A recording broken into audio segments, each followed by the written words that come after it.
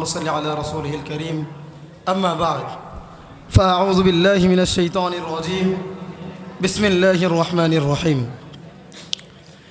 অধ্যকার Jamia Arabia Islamia পরমশিদ্দি মাদ্রাসার মাকতাবে হাতিম কর্তৃক আয়োজিত আজকের এই বাৎসরিক সেমিনারের সম্মানিত সভাপতি, সুদক্ষ বিচারক মণ্ডলী এবং আমার মাথার তাজ সমতুল্য আমার ওস্তাদগণ এবং আমার সামনে উপবিষ্ট স্বাধীন বাংলার রকমারি গ্রাম থেকে আগত একজাক এমপির ছাত্র ভাইয়েরা, সকলকে জানাই আমার পক্ষ থেকে আন্তরিক শুভেচ্ছা ও প্রাণ ঢালা অভিনন্দন।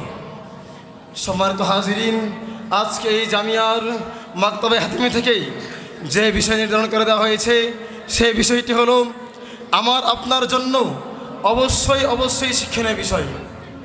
সম্মানিত হাজিরিন, আর সেই বিষয়টি হলো শাইখুল আরবুল আজম সৈয়দ হুসাইন আহমদ মাদানী রহমতুল্লাহি আলাইহি খলিফা শেখুল হাদিস আল্লামা মুফতি হাতেম সাহেব রহমতুল্লাহি আলাইহির জীবনী।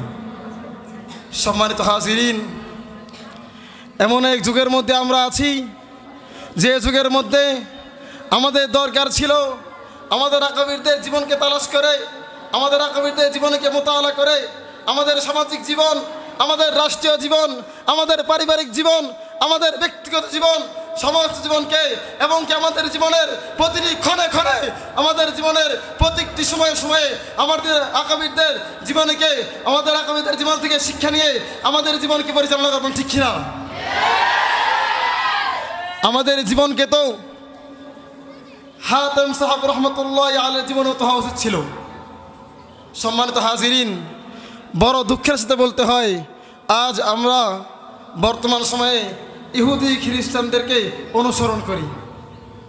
মেসি কীভাবে কাটিং দিল সেই কাটিংটা মাথার মধ্যে লাগাই, কিন্তু হুজুর আকরাম সাল্লাল্লাহু আলাইহি ওয়াসাল্লাম থেকে যেই সুন্নাত আমাদের কাছে এসেছে, যে সুন্নতের পাবন্দি আমাদের বড় হুজুর রহমতুল্লাহি আলাইহি করেছিলেন, সেই সুন্নতের পাবন্দি আমরা করি না।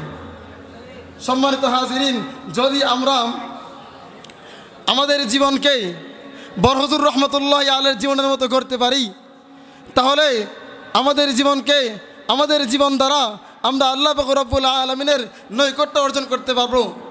হুজুর আকরাম সাল্লাল্লাহু আলাইহি ওয়াসাল্লামের সুন্নাত দ্বারা আমাদের জীবনকে আমরা পরিচালনা করতে পারবো।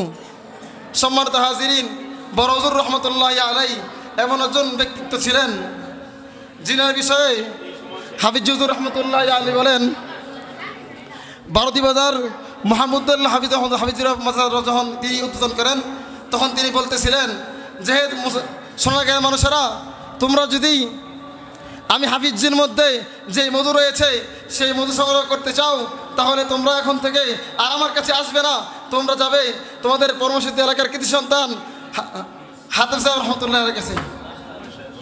আসসালামু আলাইকুম রহমতুল্লাহ।